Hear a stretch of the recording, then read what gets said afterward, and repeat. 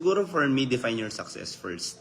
No, kasi maraming tao na gusto maging successful sa buhay but they don't have their own definition of success.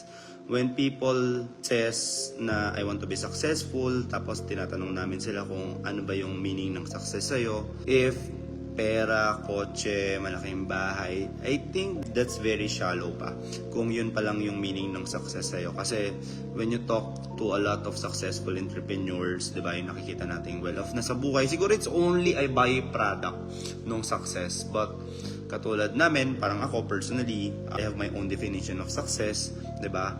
So yung ibang tao, they have their own definition of success. Yung iba gusto maraming pera, yung iba gusto maraming time. So lahat tayo parang iba-iba kasi yung meaning ng success natin. So for me, the very important part kung gusto mo maging successful sa buhay is know what's success for you. And don't rely on the definition of success from others.